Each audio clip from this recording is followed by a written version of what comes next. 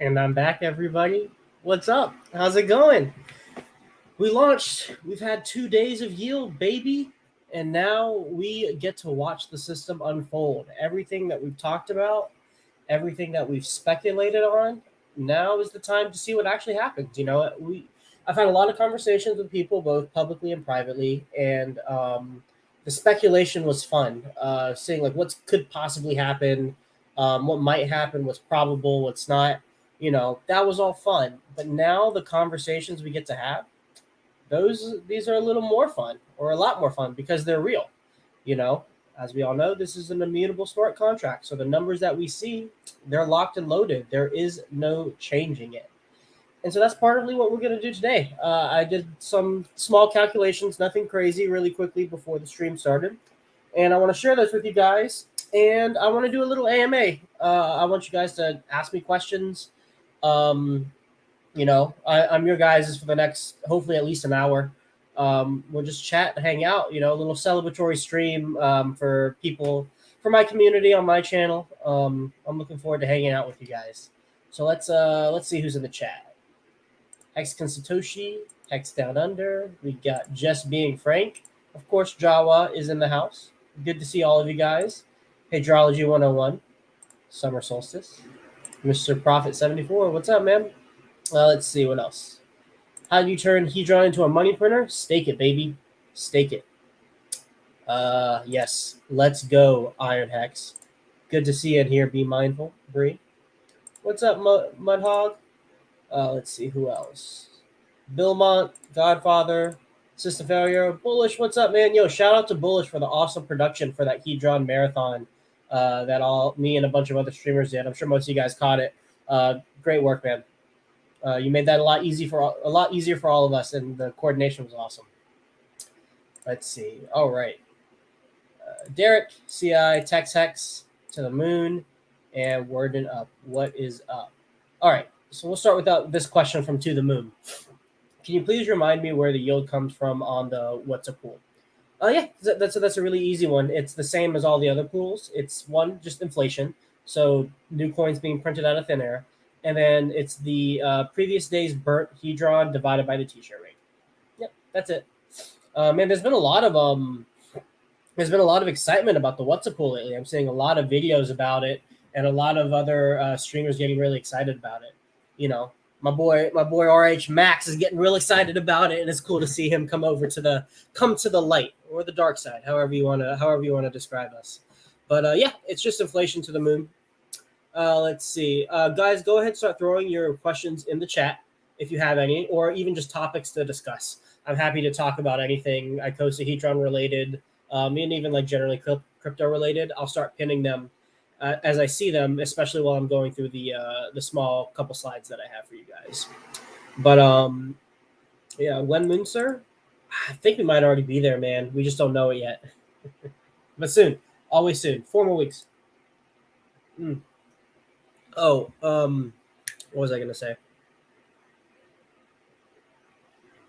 Oh yeah, this is, I think, one of the first times I've been on my channel with like almost 2,000 subscribers. Guys, you freaking killed it. Promoting my stream, promoting my my stuff. My Twitter hit 1,000 followers. So like, I really appreciate that, guys. You have all been really awesome, and the feedback will be has been awesome. The support has been awesome. I appreciate it. I finally hit monetization on the channel. So like super chats are active, donations, or I think ads will be on there if you don't have YouTube Red or YouTube Premium. Yeah, so that's all there. If you guys want to participate in that, get your question highlighted. But of course, no pressure, and please don't donate if you can't. If you don't have the funds or whatever. It's a completely optional and unnecessary option. Let's see. Oh, and also, if you look in the chat, I put an ETH donation address. So I'll just if you want to send me any kind of donations without YouTube taking a certain percentage of it, that's an option right there too. So, I won't be promoting it very often. It'll just be in the description. But this is the first stream that I put it on there, so that yeah, that's also there too. Let's see. Do you think the yield will increase on the 90th day? Well, we are going to get into that a little bit later. But it made not the 90th day, but a little bit afterwards. How do we determine how much hedron or ICOSA we need to stake relative to the percent bonuses? Oh, are you talking about like the 20% whale, 15% shark bonuses? Yeah, so the ICOSA app will calculate that for you. But actually, I have the total supply numbers in my. So I'm going to star this to remind myself. But also, I have the supply in some of my slides, so we can go over the specifics there. Let's see.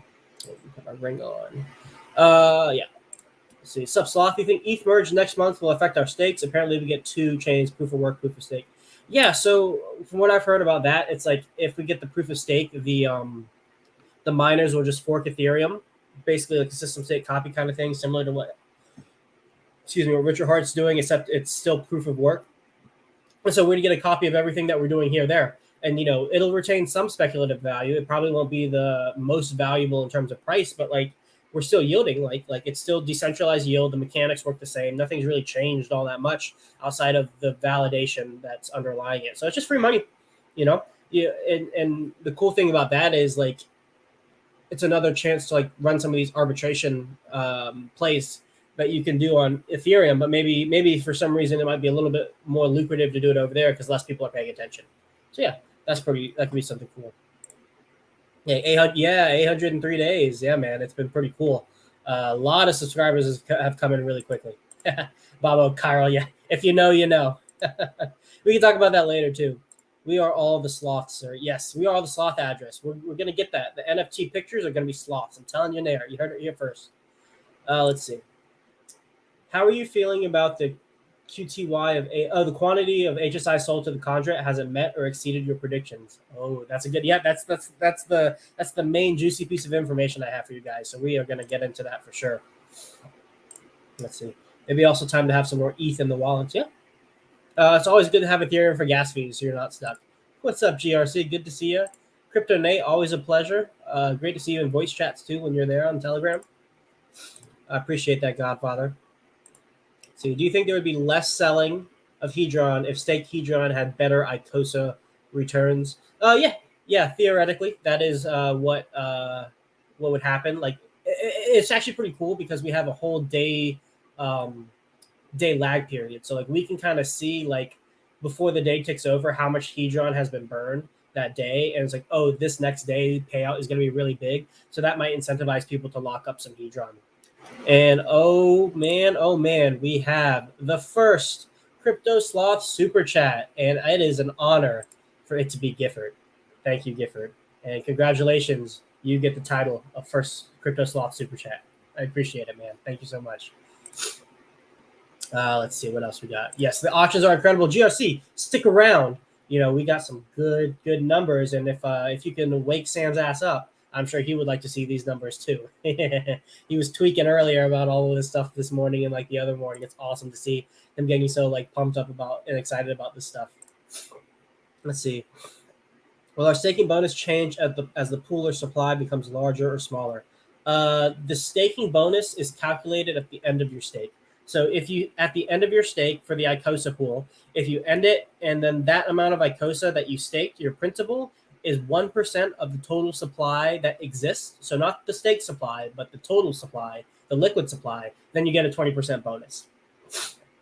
So it has nothing to do with the pool becoming larger or smaller. It has to do with the total supply of liquid coins that exist getting larger or smaller.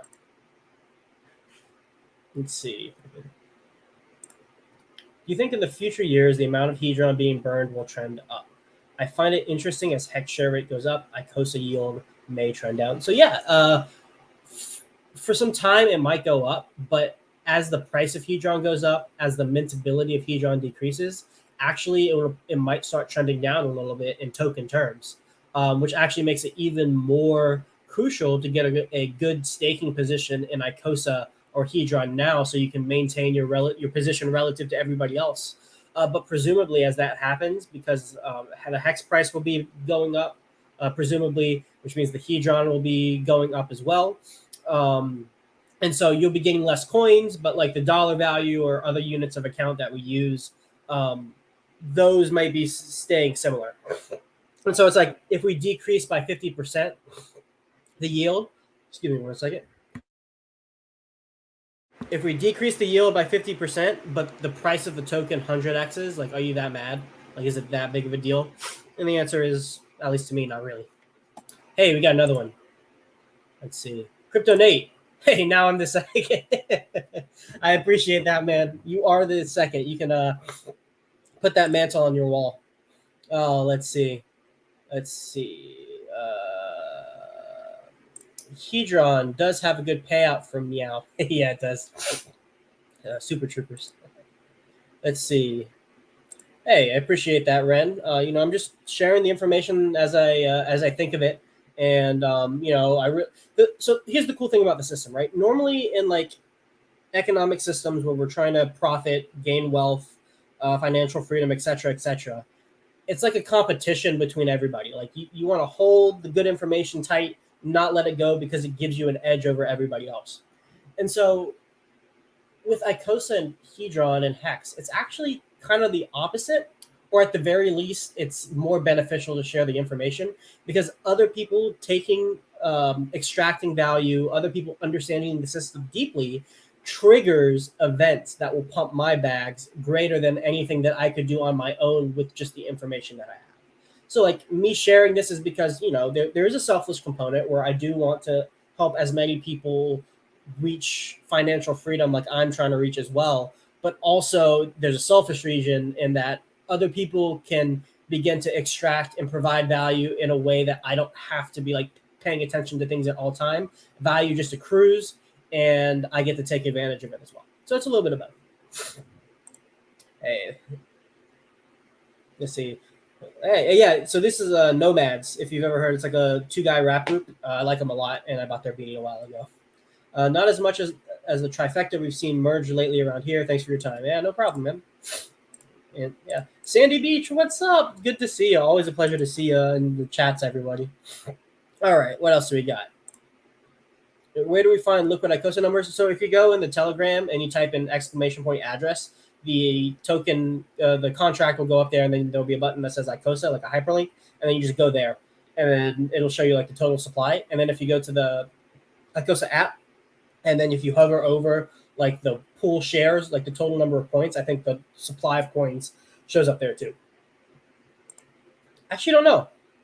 Hopefully nobody has ended a stake for ICOSA yet, but I'm sure if you go in the Telegram and ask Alex, he has those numbers already calculated out. Let's see. I remember Alex saying for the first year, 41,000 ICOSA would be distributed per day. Can we exceed 41,000, or is that locked for 1 year? Yeah, so Chris, that's a great question. So that 41,000 ICOSA that is distributed per day, that is the seeded amount of yield given out to each of the pools. And that was calculated by, let me think. That was calculated by the amount of Hedron burned from the launch of Hedron to the launch of ICOSA. And so that's just the baseline amount of ICOSA that we're getting in each of the pools every single day. But any burnt Hedron that happens gets added on top of that for the next day. So that's just the minimum amount we earn every day for 360 days, and then we get an additional amount based on the burnt Hedron. And then once the 360 days is over, then it's just that burnt Hedron divided by the T-share stuff. There is an option for people to continue to see liquidity. Proof of benevolence would do that at least for a day, and there's other seeding liquidity functions where you can see the Hedron and ICOSA liquidity. Let's see. Oh, hey, Cutie Crypto. It's great to see you. Thank you so much for the super chat. I really appreciate it. Thank you for all you do. I would be so lost about ICOSAHEDRON without your knowledge and deep understanding. That is very kind of you. Thank you. I hope you're doing well right now, and good luck with what you're doing. Let's see. What's your predictions when we get duplicates on the Pulse chain? So the main difference I see is like the amount of Hedron that will be able to be minted, because the gas fees are negligible. So it always makes sense to mint your Hedron unless you're waiting for the AMR bonus. And it also makes more sense to do like leverage plays, even if the dollar value isn't worth as much. I don't remember what stream I mentioned it on, but I mentioned like a very safe leverage opportunity you can do with ICOSA. Maybe we'll get into it today. Maybe we won't. Maybe I'll talk about it later, but we'll get through some other stuff first before I talk about that too much. And it's leverage, so I try not to talk about it all that much. Hey, thank you, Matthew. I appreciate that. Yep. Let's see. I went to do a Quattro Cinco steak and accidentally did a native. Oops. Well, hey, in 15 years, you're going to be really happy with that decision, man. Oh, man. And you can still mint Hedron, so it's not totally lost. Oh, I'm sorry, man. Let's see. If I was in school at this time, I would be able to concentrate. Hey, no problem. It's actually a little bit of a vice of mine, this crypto stuff. I have to force myself to concentrate on school a little bit more. But, you know, we make it work. Opportunity like this doesn't come around every day. So, we got to make it work. Let's see. Hey, what's up? Just found the channel. Great information. Hey, welcome, Crypto Scribbles. Glad to have you, man. I hope you find this stuff useful. Let's see what else we got. We may need more than 1 hour. We might. Well, we've killed 15 minutes so far. And hey, thank you to all 97 people watching. Oh my God. Hold on 1 second. Jesus. Peso dude. 1000 MX. I don't know what that currency is. Let me look it up. MX currency. To USD. Okay. Pesos. Hey, that's a Mexican peso. Hey, I appreciate that, man. Been watching. Oh yeah, have some pesos. Been watching your success. Keep going. Hey, man, I really appreciate that. That's incredibly kind of you. Thank you. Let's see. Where was I? Hey, everybody, Crypto Sloth. Look at how, yeah, I know, right? It's crazy. I've just been talking, and people, I guess, seem to like what I have to say, and they want to keep watching. It's quite humbling. It's made me really happy throughout the day just thinking about that. So I appreciate you guys. Oh, hey, I don't know if you guys know, but last night I was on Whales Only stream for like the last hour. Go check it out. I talk about some stuff I haven't talked about this channel. If you remember the comment before, somebody talking about chirality, I was talking about that on Whales stream. And hopefully me and him and like Mayo and the people I was talking to, we can have more conversations in the future, especially as the system starts to unravel. So go check that out at some point if you have time. Let's see. Oh, seriously, how do I? Well, okay. So if the day hasn't ticked over yet, which it might have, if you did it like in the last couple hours, you might be able to. But if the thing ticked over, you're kind of locked in, and there's really nothing you can do. I'm sorry, man. Yeah, that you're kind of out of luck. Long term, it'll be okay, but I'm really sorry about that. Same time, see, I think. Oh, okay. What's AMR bonus? That stands for Advanced Submit Ratio. And basically, if like over 50% of the Hedron supply is from Hedron that came from advances, then the system will allow you to get a multiple on the amount of Hedron you can mint, and it can be like 2, 3, 4x, like depending on how long the AMR goes and like that ratio. Like you can get extra Hedron for free from your minted bags.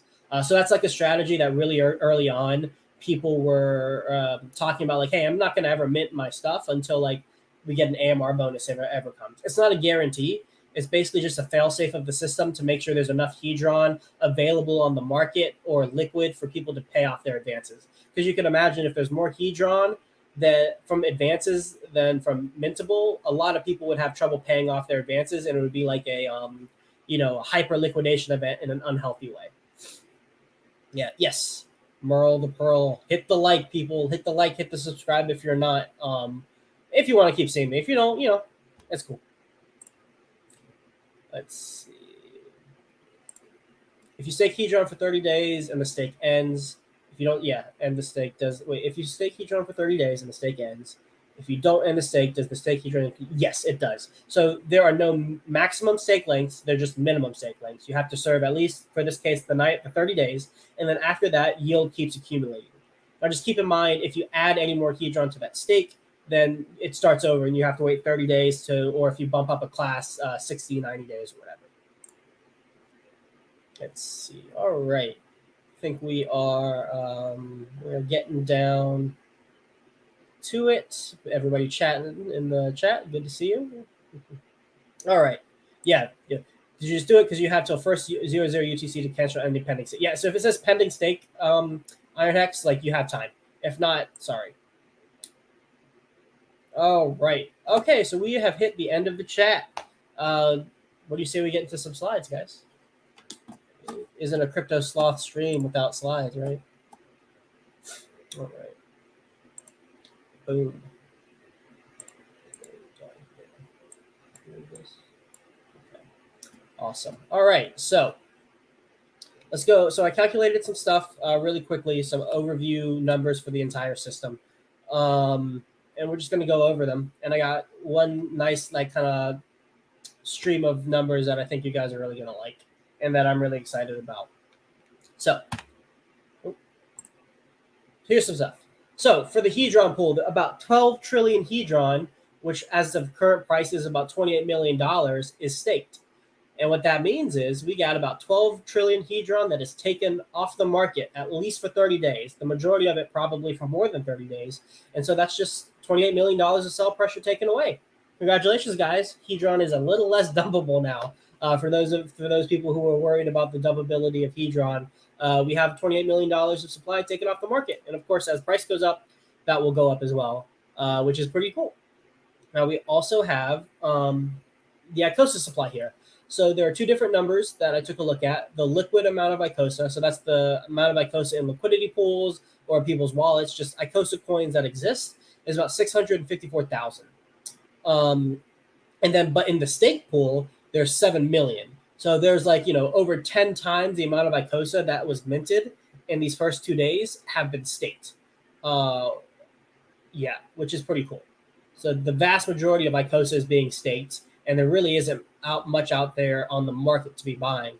And what's really cool is if you guys have paid attention to the price, it's been holding its peg to its fair value pretty well. Like it's at, we don't have much data. We had 2 days, but the supply or the price has been holding to that arbitration point, and the chart's looking kind of like a stable coin chart, which is really, really cool.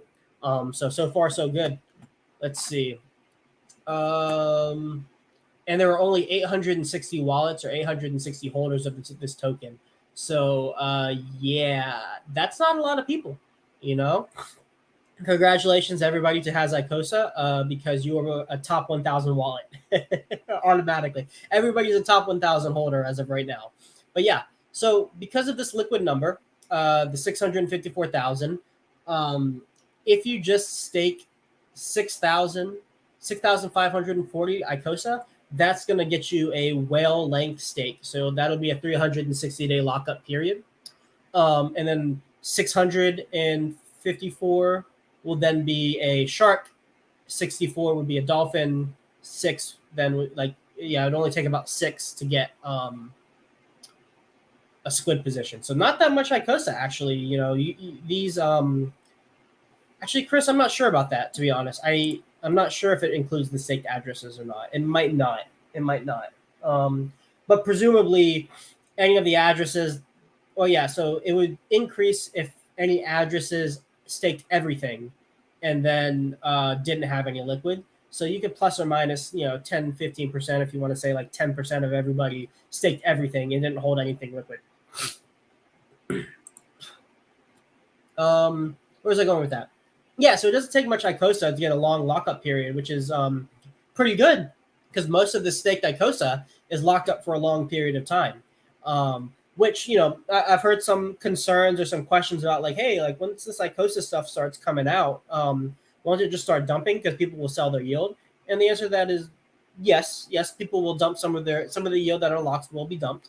But looking at these numbers right now, that 654,000 liquid supply, if it stays somewhere around there, then most of the stuff is locked up for quite near a year.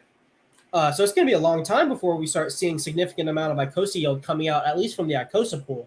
We may get some from the Hedron pool and what's NFT burning, but at least from the ICOSA pool, we may not get as much.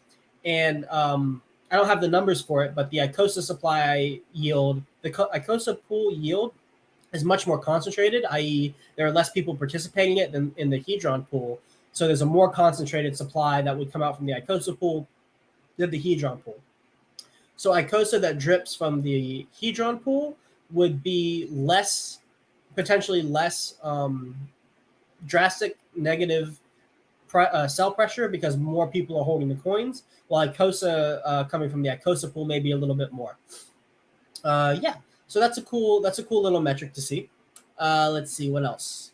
Okay, yeah, this is a cool number. So there's $8 million as of right now. A couple hours ago, we're set to the source address pool.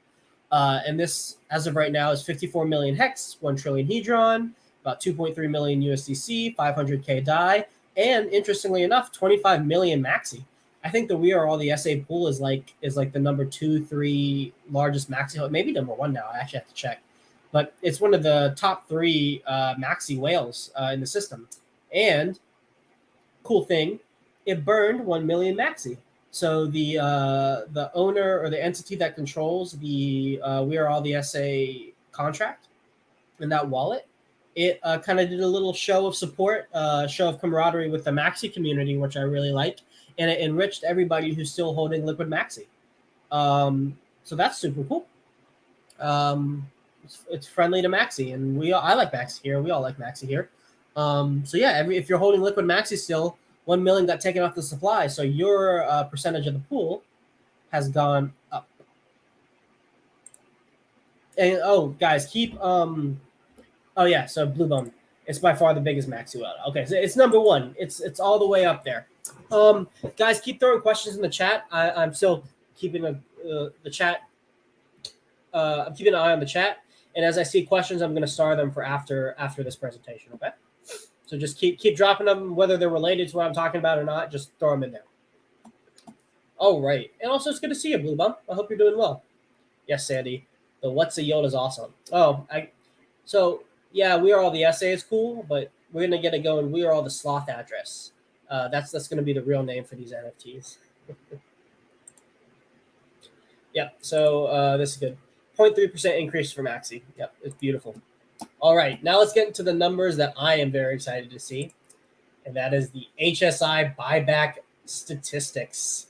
So as of a couple hours ago, we got 3,277 HSI sold in these first 2 days.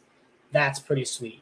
You know, there was a lot of talk about why would anybody want to give up hex stakes for ICOSA, and now we have it locked in. We have 3,277 hex stakes locked in the contract that are 100% in 90 days or 89 days now going to the liquidation auction, and Hedron will be burned. It's happening, guys. It's not a maybe. It's not a theoretical. It is reality.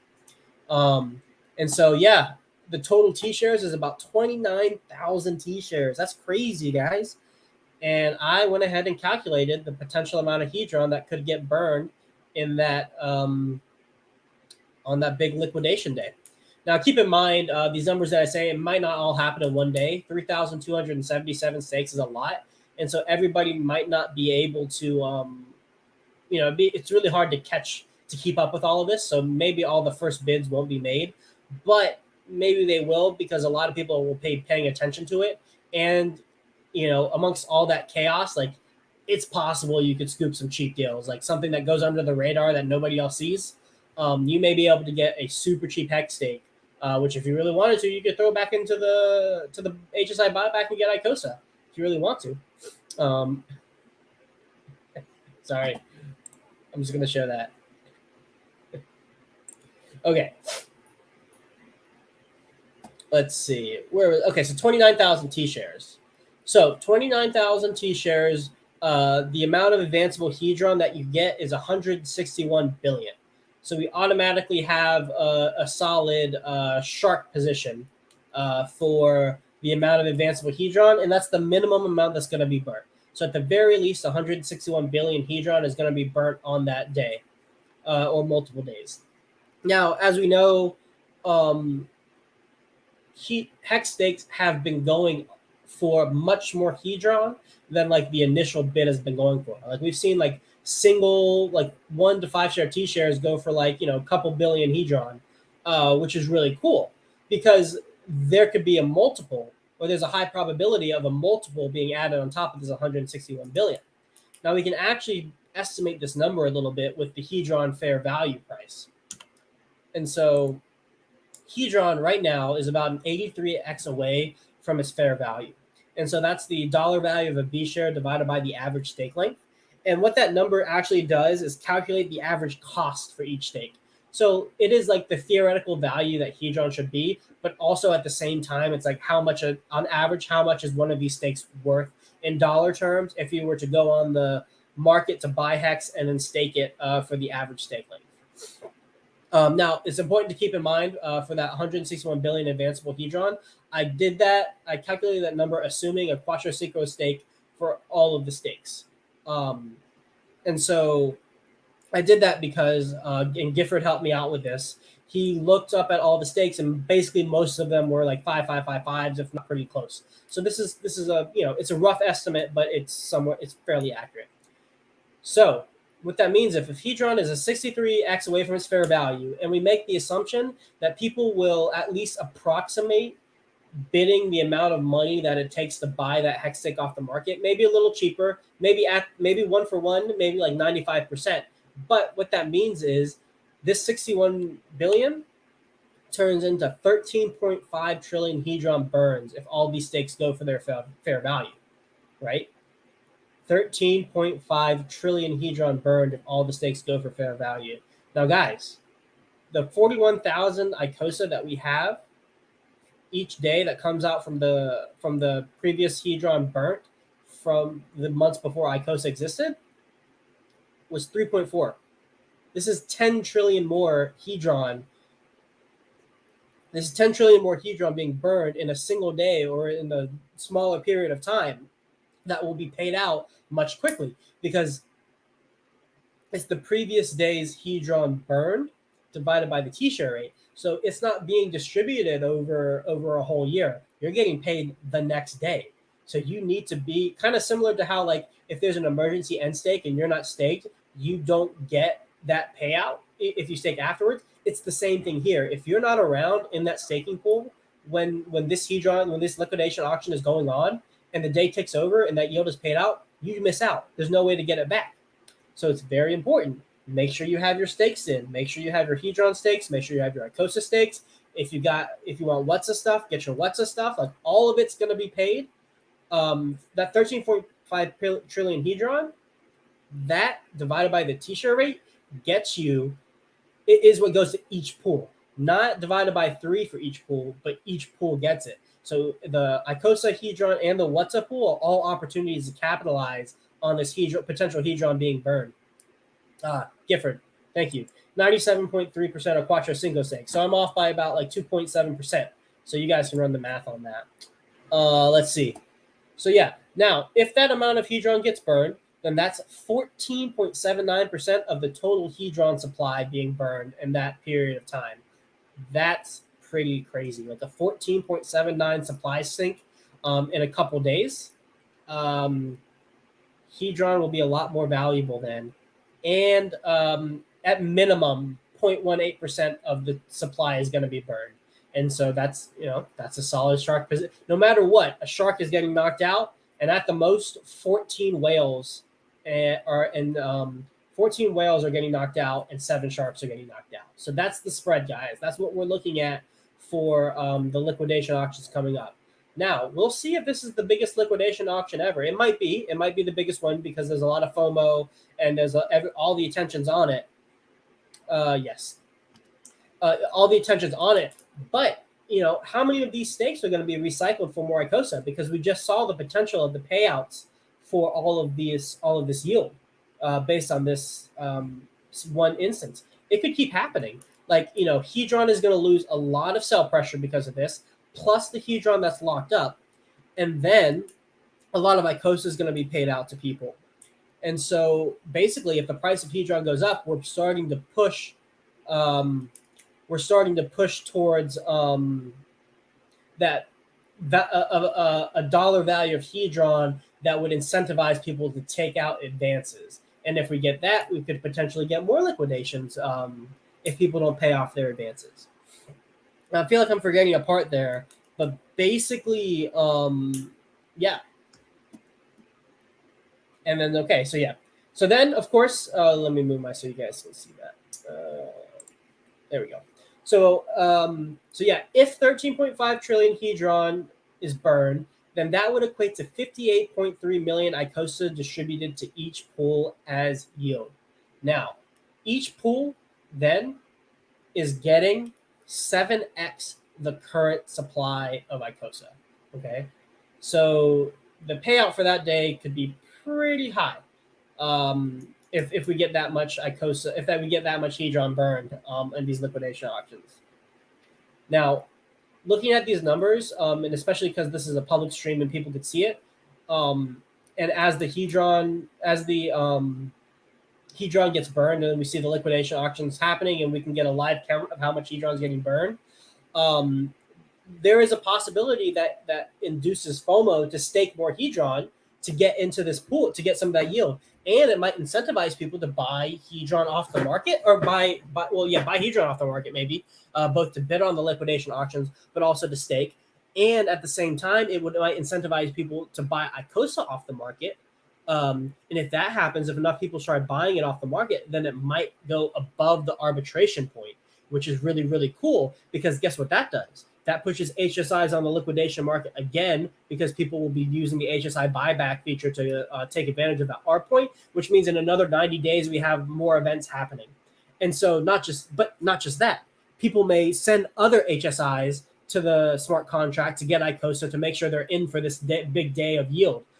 This could be the biggest ICOSA payout in the history of the system ever, because it's like the day one FOMO stuff in here. So like, the yield, your ability to get a position within the entire system may be dependent on your position going into this one single day.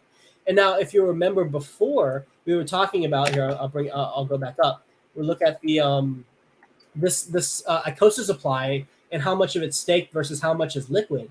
If people, most of that ICOSA in the ICOSA pool is being locked up for a long period of time. So we might not see that on the market, and there may not be negative price pressure because of that. The what's a pool, a lot of it's locked. People have to burn their NFTs. So if people start burning their NFTs to get that crazy amount of yield, people who stay in the pool benefit from it.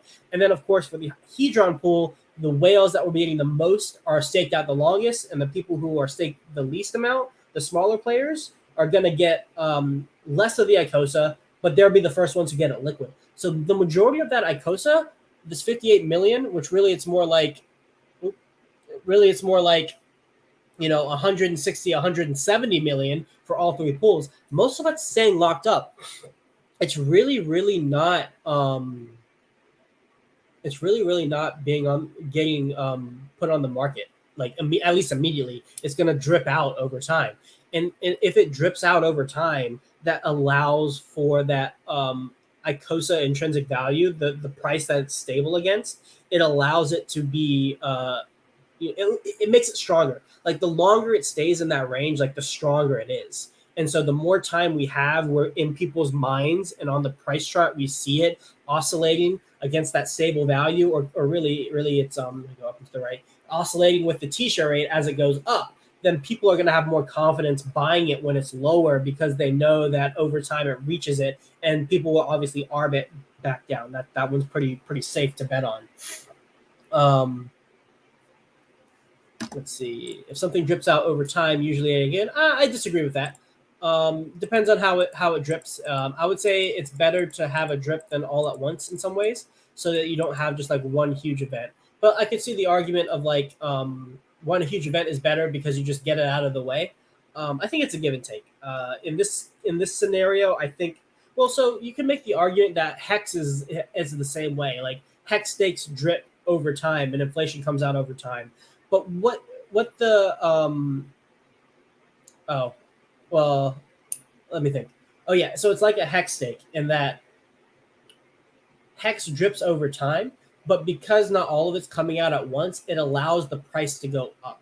And by giving room the price to go up, the dip that happens when supply is released onto the market it could be as drastic, but a 90% dip from $100 is $10, and a 90% dip from $10 is $1. So if you allow the price to get to $100, a 90% dip will end in a larger place than if you only allowed it to get to $10 at that period of time if supply was coming up faster. I hope that made some sense. I say JK like a car for Hex sample. yeah, dripping through your car oil is not very good. So yeah, that's all the numbers I had for you guys. This really excites me. This right here, because this is like, so here's the one thing I said. I like to say, excuse me. For anybody who was bearish on Hedron, or like didn't like it because it was like an infinitely dumped token because so little people had so much of the supply. One thing that basically all of them would admit to, or I'm going to assume they admit to, some conversation I've had they did, some maybe they didn't, but in general, what everybody would agree on is if enough HSIs got on the liquidation market, if we had enough volume on there, then that could offset that centralized supply. And now we have that. Like, it's done. Like, these 3,277 HSIs, these 29,000 T shares are going to be on the liquidation market 100% guaranteed. So we have the volume. It's there. Hedron will be burnt, potentially 14.79% of the supply. It's done. And we've hit, now we have that positive feedback loop. It's in play. And this will send cascades into the ICOSA yield.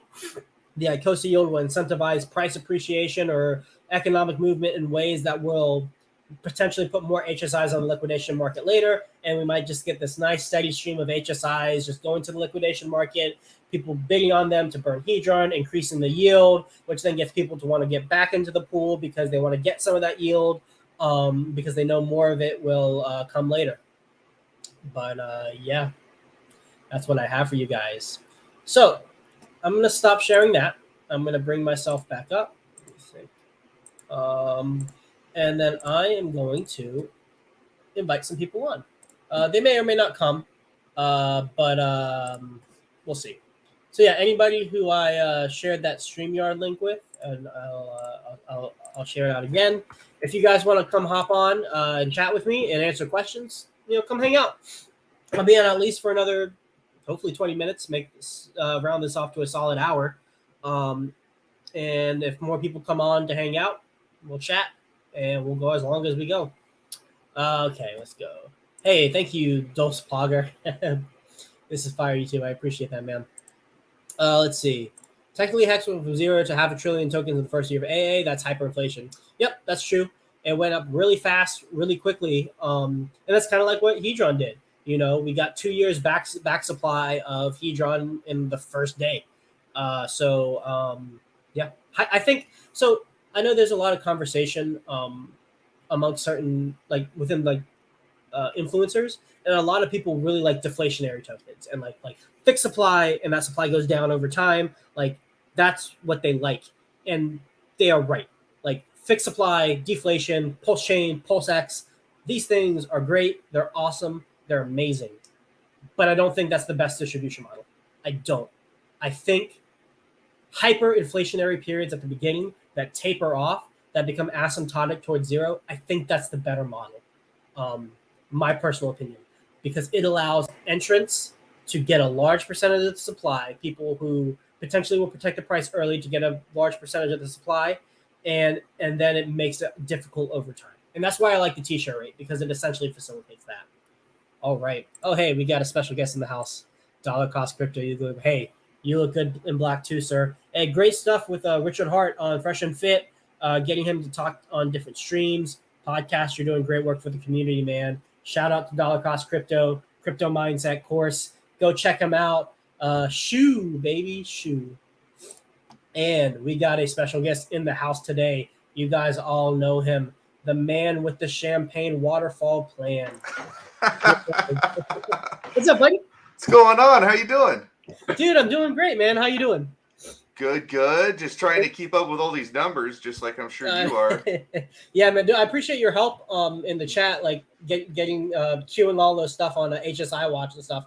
My computer was not cooperating, and so I wasn't able to calculate a lot of these numbers without your help. So everybody, give her a... Hey, man, my pleasure, dude. Like, these are all... Got some time.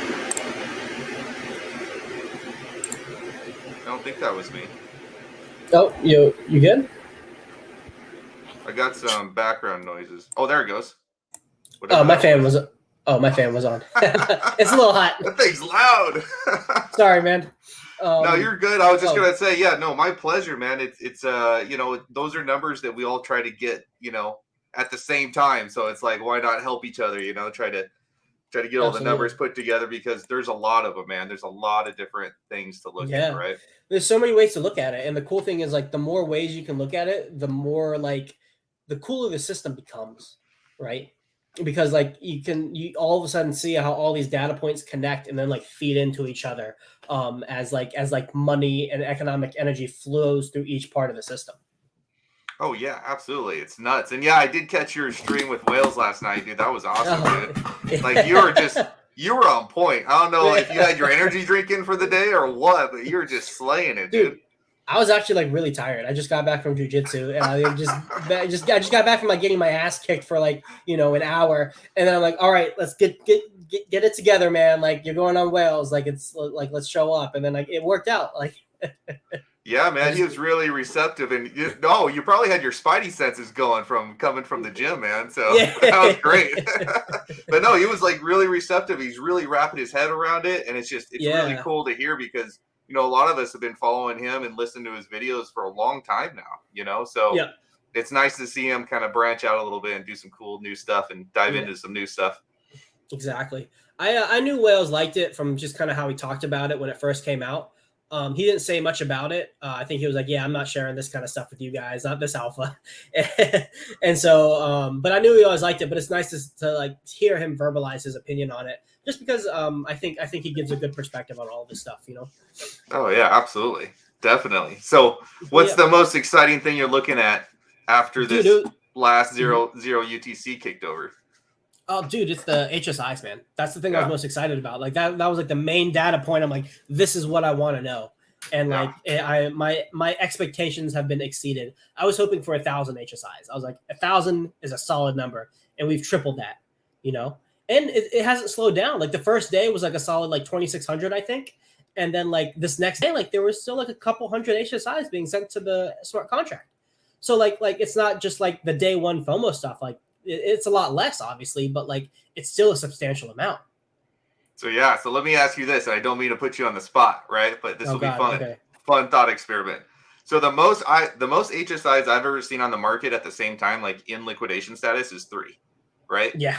And now we're gonna have a potential of like what 24 to 2,500 in the first day that could be liquidated. Mm-hmm. So the question is how long will it take to get all those liquidations off the auction? I think just one day, personally. If I had to put my guess on it, it'll just be one day. So at the end of that 24-hour period, you're saying 24 more hours? So I believe all of the what was I going to say? I believe all of the stakes, their initial bid will be made in that first 24 hours. Yeah, I do. Agreed. Because it's it just makes sense to like that's the best. If you could sneak a base rate auction buy, if you could sneak that through like the chaos of everything, you've made out like a bandit.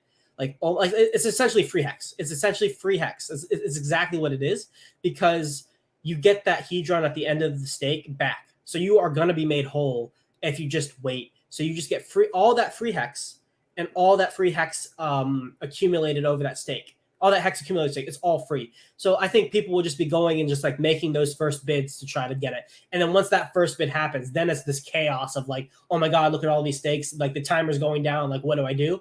And that last 5 minutes, well, okay, here's why they might be extended. Because in that last 5 minutes, if another stake is made, then like it punts the timeout another, what was it? Is it 5 minutes or is it 60? Is it 60 5 minutes. Yeah, 5 minutes. And that's like to prevent bots from like just like rapidly bidding at the very end to like snatch it up. And so what we could see is like, depending on how long people stay up, people just bidding that last 5 minutes over and over and over and over. And like, who knows how much hedron is going to be burned from all of that? Like people might not just stop at like how much, like they may overbid. Like it may be better for them to like sell the hedron on the market, get the hex, and then stake that for the Quattro Cinco or however long the stake is. Just because like you're so wrapped up in like I want to win, like you get into like a bidding war with somebody and like you want this stake, all of a sudden you become attached to it, and then you're like, I'm gonna get it. I'll overpay fine, but I'm gonna beat this guy. Like I'm not letting this guy get it. I'm gonna get it. Like that kind of stuff starts to take over, and we may see some stupid, crazy numbers because of that. Yeah, and not to mention like who's gonna have all the liquid hedron when this rolls around, right? Because we're gonna have a ton of it. A ton of it's already staked. Yep. You know what I mean? And you know, 12 if you trillion. staked on the day after launch or the, you know, today or whatever, and you got a 90-day period, like, I mean, that's going to be locked. You're going to have to take penalties if you want to get it out beforehand. Right. And then not to mention, a lot of people use their liquid hedron to buy the Wattses too. Yep, exactly. And so where would they get that hedron? Like say it's hard to say, like all the whales and the sharks, they minted everything that they have, but they're not able to get everywhere. And they use the majority of it or some of it, or other people don't have access to it, but they're still a good deal. Well, where do you get the hedron, Gifford? You could try to get it off the market. Exactly. And what does that do? Well, it's going to make it go wild because, dude, there's not that much hedron on the market to be had. Yep. Like do you the have liquidity. The numbers on how much is in the liquidity by chance? So on you, I can look it up real quick, but you might have to look it up because it changes all the time because, you know, you're providing these two coins, like just to generalize, you're providing these two coins, and whatever coin is going up is the coin that you lose, right? And you gain the other coin in your liquidity pool. So there's such an imbalance right now that there's just not a whole lot of hedron in there to be had. So you start to see like the slippage kick in on really what should be a normal routine order. You're seeing like 1 to 2, 3, 4% slippage on it. It's gonna be wild. It's gonna be wild. So it looks like there's about $5.8 million of total value locked, and the most is in the hex hedron pair. And let's see if it does it tell you like the specific amount of hedron that's. No, I don't see. Oh, 1.6 trillion hedron is now on the hexahedron liquidity pool. So that's the pooled. That's pooled, right? So that's what was initially pooled. That doesn't mean that's how much is there that you can buy. Okay. You know what I'm saying? Well, it says it's a total tokens locked. Here, I'll share the screen with you.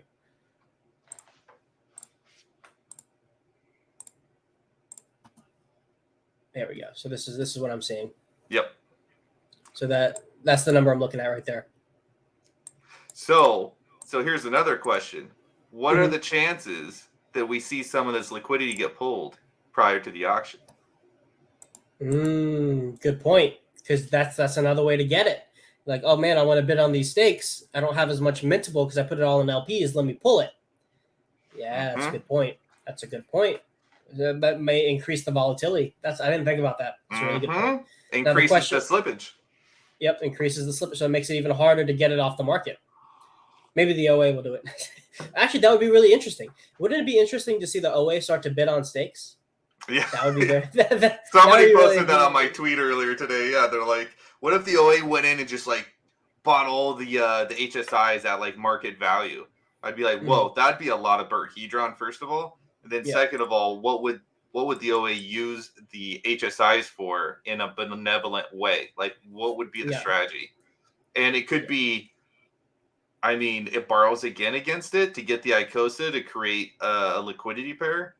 I mean, you know, who knows though? It's just speculation. Yeah. Actually, I would prefer it if it didn't. I would rather it be circulated in the community because it's a higher chance that they would like, because like the always like diamond hands hex for the most part, or for the diamond hands hex. So like it would probably not sell it for anything else. It would keep it, it would be good for hex in a way ish, but like that hex is already locked up. So like it wouldn't do anything for the price. So it'd be better for it to go to other people where there's a higher % chance that they would like give it back to get more ICOSA, or like, yeah, basically give it back to get more ICOSA, borrow against it, do whatever. Like I'd rather go to community members. Agreed. Absolutely. Yeah. Let's see. But yeah. Oh dude, well let's talk a little bit about you, man. You've been hitting the streaming circuit a little bit. You've gotten on GRC's channel, come on my channel a little bit. How's the streaming life been for you, man? Moving from Telegram voice chat to on camera. You know it's all your fault, right? I do. You're welcome.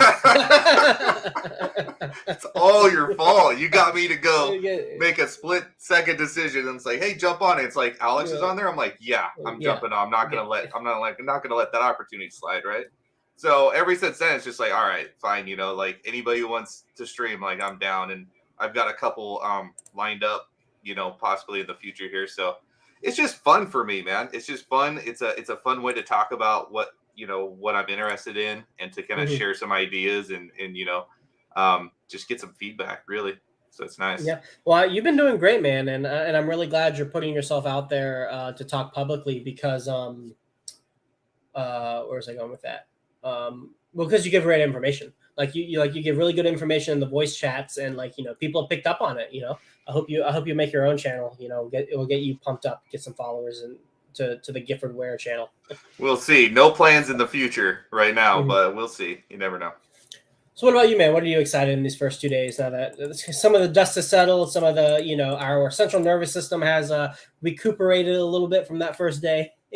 Well, it seems like, so a couple things. One, there's been kind of this discrepancy in the community of like, is this good yield or not? Because we got kind of the pump on the first day, and then the second day wasn't as good, right? And it's like the base yield is actually extremely good. Like it's absolutely excellent. What I was kind of calculating was like upwards towards like 10%, like monthly, and that's insane. That's an insane doubling your bag in a year. That's more than Hex pays you. Yeah, it is. Yeah. Like it's awesome. Offer sitting on your ass. Yeah. I mean, so I'm working that champagne waterfall series or method. I'm rocking that, and I think that's gonna work out good. But yeah, I'm excited to see the yields. I'm excited more than anything. It seems like the big shift has really moved to this 90-day mark as like the best, the next biggest like moment in the ICOSA ecosystem there.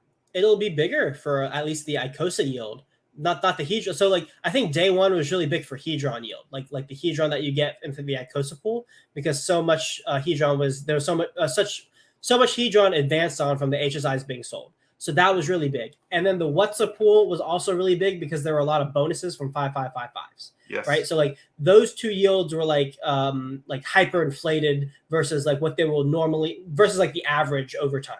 Yep. But the ICOSA yield was actually fairly normal because not much Hedron was burnt in that day, because like not much Hedron has been burnt outside of like proof of benevolence stuff from the from the SA. Yep. And so that day 91 or 92, probably day 91 to like 95, that's gonna be like the day one of launch. That's like the ramifications of day one for the ICOSA pool don't happen. And I just thought about this.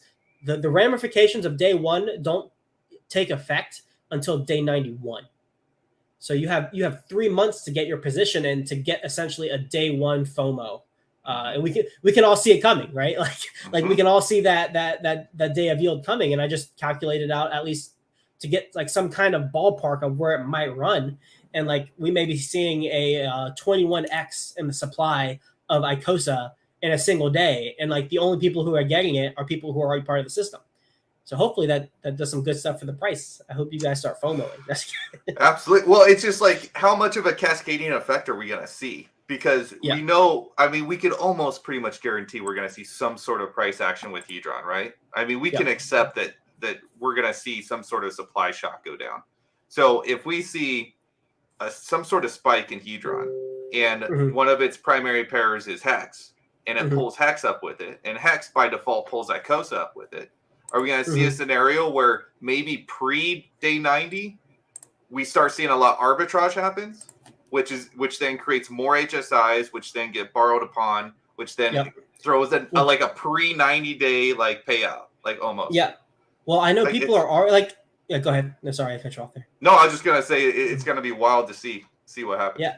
Well, we already have people taking ARB on like a little amount of like ARB that there has been, like just like small fluctuations. Like I know Bree, I've been following her in her Telegram chat, and she's like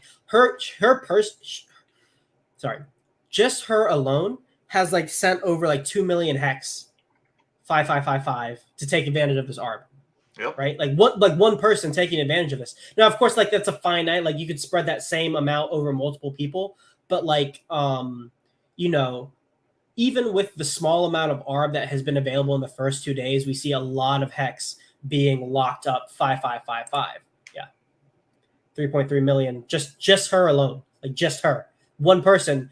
And like imagine all the opportunities that were there when like she wasn't at her computer, right? And here's something important to know about the ARB. Like you can recycle the ARB over and over and over, but every time you take an advantage, a definitive action has to take place, and that's 5555 hex staked. right? Like that doesn't, like each iteration of it doesn't cancel out the previous one. It's additive, not like a net zero kind of thing. Like most arbitration is. Most arbitration brings things to like net zero, where everything was the same as before. This creates a hard locked thing within the blockchain that fuels the rest of the system forever. Absolutely. So yeah. So like we thought like T-share rate was gonna like ratchet this thing and like send it to fucking Saturn or something. But like this HSI like arbing stuff, like it's just like gas fuel on top of that. Like we're going to Andromeda, like forget like this solar system. And it's like a self-fulfilling prophecy too, in a sense, because you know I get a lot of questions in Telegram. It's like, hey, should I be creating these HSIs to get my ICOSA, or should I just be buying them off the market? And the interesting part is, as long as we're not seeing any crazy volatility, you can just buy them off the market. And then I immediately heard somebody say, well, then how is that good for Hex, right? Well, if you buy it off the market and it pumps the price of ICOSA, the arbitrators will be there to make that happen, right? So it really doesn't matter how you get involved. You just want to make sure, like, if there's not, as long as there's not anything crazy going on in the market, you can just buy the ICOSA. And trust me, it has a ripple effect that will encourage more HSIs to be built. Like, there's just no way to escape it. You know what I mean? Yeah. No, like if you create the opportunity, somebody else will take Hex and stake it for what you would have done in the first place. Like it's going to happen. And this is why I like to call this system a Nash equilibrium, because the technical definition of it is like when you consider the options of everybody else, you do the same thing you would have done in the first place.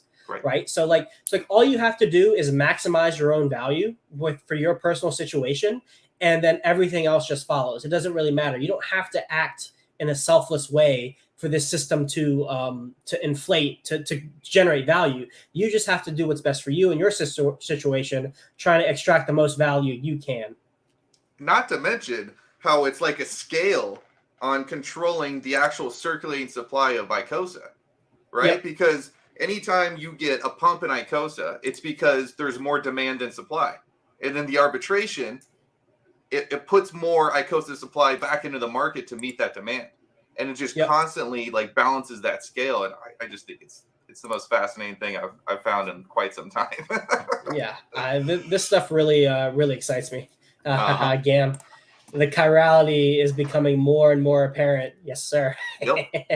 I think I might have coined given the Hex community a new word to play with. That's right. You definitely did, bro. Everyone's gonna find chirality in everything now. It's like, oh my god, it's everywhere. Like, whoa! Who knew while in crypto you're gonna learn some organic chemistry? Who knew? Only from you, bro. That's awesome. Hey Gifford, will you mind doing me a favor? Just take over for a second. I'm just gonna grab water. Sure. Thanks, man. Absolutely. All right, guys, we're going to look at the WATSA NFT stats. So let's see. I'm gonna pull up my Twitter real quick because I like threw it out there not that long ago. All righty. So we saw a nice little bump. So right now we're at 9,167 WATSA NFTs that have been minted, and that's total since the launch. So that's a bump of about, I'd say, like 2,800 today. So I mean, that's growing by 33%. That's a significant growth, and we're looking at 3,300 holders, 9,400 transfers. So the transfers is really interesting to me. It sounds like, for the most part, that's just minting the NFT and it's just transferring to you. But there's an additional like 300-ish transfers on top of that. And I feel like that's a lot of smart dudes or smart people who are taking their NFTs and they're sending them to like a vault address to like basically forget about and just leave it there. And so maybe it's super hard to access that hardware wallet or whatever it may be. I know I use the vault, and I think a lot of people should have like this vault that's like, this is like a 10-year plan, like way down the road, make it hard to get to. But yeah, so I just caught everybody up with the WATSA NFT holders and just something you want to pull up on the screen. I don't have that set up. Sorry, bro. No worries. Yeah, dude, the community has been really rallying behind the WATSA lately. Everyone's kind of like caught on, like, oh, this thing is like kind of cool. Like we only got 14 days. We should probably figure this thing out. Yes. Yeah. No. I mean, it's what like I'm actually getting into it more. And All right, I'm gonna break some news. Right now. You ready? I'm trying to put together a community wallet that's gonna have a bunch of WhatsApp NFTs in it. And I don't. This is part of the reason I don't want to do my own channel. I want to be kind of like a guest that kind of bounces around, and I want to give away one of these Watts NFTs, but not until after the 14 days are up. So after that 14 days are up, the launch period, then after that, I've been talking with a couple guys from the Telegram chat, and we're gonna figure out some sort of system to do some giveaways of these NFTs.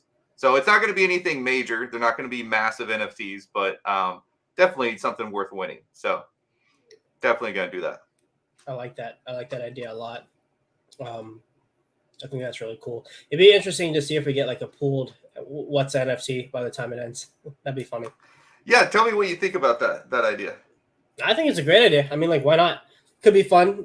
Something extra to pay attention to. Wait, say the plans for that public wallet again. Like, you want like giveaways and stuff like that. Essentially, is like just what it's for. Giveaways. So it's just gonna be like a scratch wallet, right? It's just minted out of nowhere, so there's no trace of whose wallet address it really is, and we'll just pool funds there if anybody wants to. We'll pull funds there like NFTs or whatever, and we can do giveaways on streams. I think that would be fun. I think and might like actually pull people. Like imagine like just say we get like we divvy it up to 100 NFTs because it's divisible by however much you want it to be, and then like we save a lot of them for like 5-10 years in the future. Like we bought them maybe for $10, but maybe that's like $1,000. Maybe it's like 10,000. Maybe $10 one. Maybe we get 1,000x. So it's a $10,000 NFT we're giving away on stream that we bought for like $10. Like that's really great for like outreaching too. Just getting attention. That's the goal. Absolutely. And how you've been enjoying your yield so far? You're clicking all the buttons and everything. Oh yeah, absolutely. I mean, everything's working perfect. It's working flawless. It's exactly how it's supposed to work. Zero downtime, right? I mean, what more is there to talk about? Oh, so the ICOSA supply. That's something I want to talk about because I haven't really heard a whole lot about that. So if you're just looking at, wow, my page is not even reloading. Can you pull up the ICOSA address? Do you have that quick and handy? I'll get it real quick. I'll get it from the Telegram.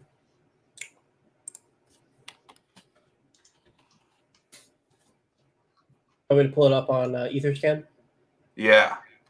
Okay.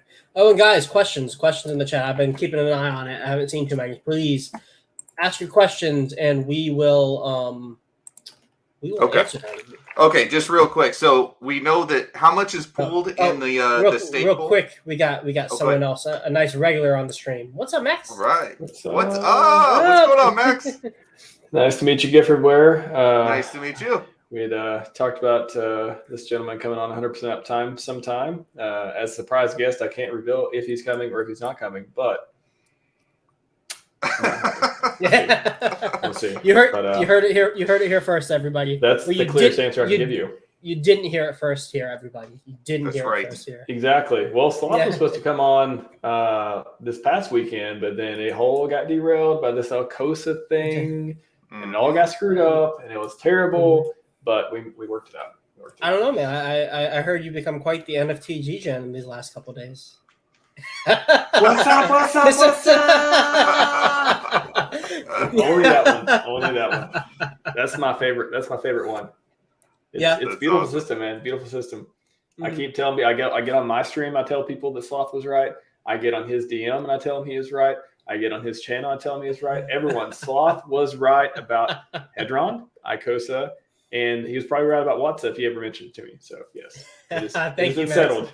I appreciate that. Yes. Oh man, I'll save that in the bank for whenever I'm wrong next time because that day's definitely coming. Somebody clip it, send it to him so he can send it to me whenever I talk smack. Yeah. Oh, this will be a huge clip on my channel, Max. Don't worry. Damn it. Anyway, sorry, Gifford, I interrupted you for our beautiful guest. Oh yeah, no, well worth it too, man. Just do it again. Just jump out, jump back in again, bro. Everybody, we got a special guest on the stream. All right. Yeah, no, I was just gonna say there's probably like, what was the number again? Help me out. It's like 7 million ICOSA that's currently staked, something like that, right? And then in circulation, because that staked ICOSA is burnt, right?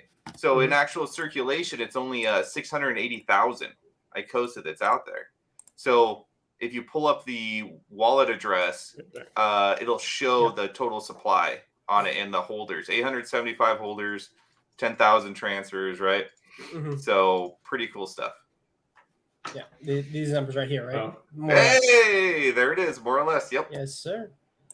So that's a great insight. But I want to ask Max, how has things been for you? Because I know you were a little skeptical at the beginning, unbelievable, and then now you've seen the light, as some would say. No, but you've begun to understand the system more, where like you're confident to participate. Because I think your skepticism at the beginning, your conservatism for like putting your money in, I think it was justified. Like, I don't think you should have put in money or been overly excited until like you're like, okay, I understand the system. And some of the concerns you brought to me were like not like unreasonable ones. So like, what has your thought process been in these last couple of days? Yeah, it's been well. At first, I think my biggest thing was, even with Hedron becoming not getting dumped all the time over time, and even with the new system coming, even with all the, we talked about a million times, I was just like, I just don't think people are going to understand it. I don't think people are going to like be able to grok it and then buy in. And that's so even myself, I took so long for me to watch so many of your and cryptographic streams to like really understand what's going on and how the positive feedback loop works and all this stuff. And I just didn't think, I think I underestimated the FOMO potential of when people finally got it, or I guess I would say rather when people, I just don't think people get it. I think like 90% of people who bought anything in the in this ecosystem, in the Hedron, ICOSA, WASA, they probably still don't quite understand what's going on, but they see enough things going on around them where they want in anyways, and they'll eventually get it, hopefully.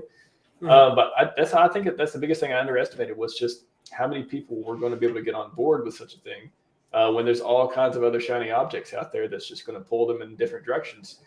All the meme coins, all the, every week there's a new coin of some sort coming out. And I just didn't know if, I underestimated Alex. I underestimated the ecosystem of how it was appeal to people like that. So how is it going? Well, when I look at my staking portal and all the pools going on, the percentages and the yield, I'm actually surprised. It's actually getting more ICOSA than I thought it would be. I know different numbers have been floating around. Some people thought it'd be high and low, but so I kind of expected the low. I'm always going in conservative. I'd rather be pleasantly surprised than disappointed. So I was like, yeah, let's see how much after one day. And I'm like, whoa, that's way more. Like, how much does that cost again? That's like, it's not small. It's not a small amount. So I know it depends on how big your stakes are and things like that. But I would have been surprised so far. So I'd recommend anyone who's on the fence about trying it, just, if you have some, put it in there and then wait a day or two and see the yield. Of course, there's minimum lockup times and stuff like that, but what else are you going to do? You got to wait. It's the bear market. It's pulse chain's not out yet. You got to wait anyways. Why not wait with this cool ass staking pool system?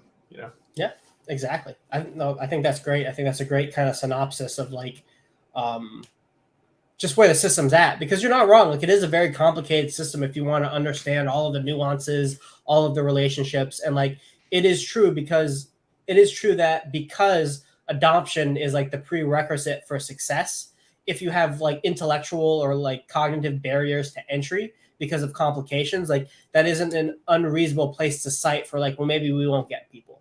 But also the system is like, can be very simple. Like, you just take your free money that you get when you have your hex stake, which is Hedron, and then you stake it. And then the thing you get there, you just stake it over. Like, if you just like seeing your coins go up over time, like you can do that 3 times over in the ICOSA system.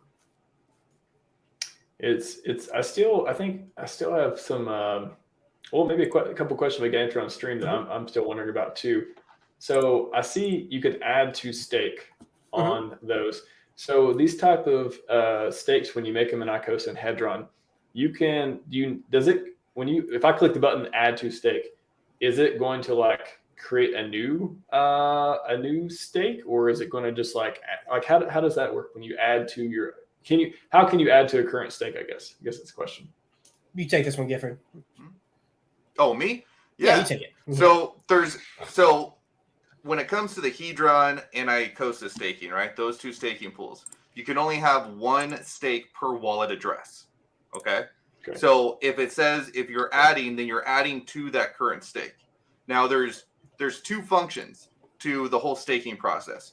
The first function is creating a stake and adding to it, which what it does is it looks at your either current pool points or your new pool points, and it will decipher what staker class you are, and that sets your minimum stake length, right? So if you staked and you're at 30 days and you wait 2 days and add more, and say it bumps you up a class, then your new minimum days staked will be 90, right? So it bumps you up a staker class, okay? Now, the second function that is run is whenever you end a stake. So say you've served your minimum, then it's time, and you're ready to pull your yield. When you go to end your stake, it does kind of a similar thing. It looks at what your current staker class is, and that will dictate if you get a bonus or not on your yield. Does that kind of make sense? So when I click add to stake, does it actually destroy my old stake and create a new one with a new value? Adds to it. So you have stake points already, right? And this is important to know, because when you take your coins to put them into the staking pool, it takes your coins divided by the current T-share rate, and that's going to dictate how many points you get to go in, right? So if you started a stake a while back and it's under a lower T-share rate, you've got a really good deal on those points that are currently in there. So later on, if you want to add to it, it does a new calculation of what you're adding in, but you still get to keep that old calculation, right? So you add that in. Now you have a total amount of pool points, and now that is going to dictate your new minimum stake length. Interesting. Okay. I was wondering, because I haven't clicked the button yet, but I was just wondering how that works. I need to read the contract. Like, now that I can understand Solidity code, so I need to just read the contract to see these functions and actually how they work under the hood. If you want to jump on GitHub, Alex just pushed the final commit code on there that you can clone down and you can read through it. I haven't gone through it all yet. I haven't found a whole lot of changes yet, but definitely worth a look-see, because I think you might appreciate how clean the code is. Oh, yes, definitely. I think I looked at Hedron a while back, a few months ago, and it was like, whoa.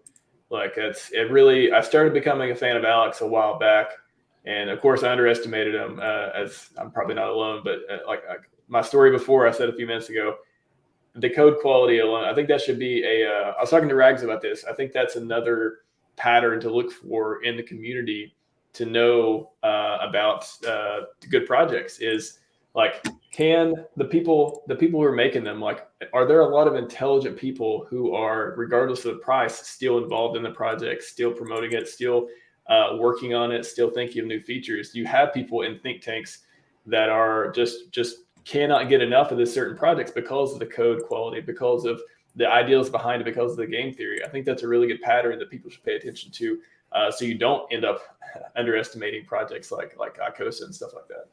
Absolutely. All right, let's go to some community questions. I have a nice backlog. I think this is a good place to go. Here's an easy one.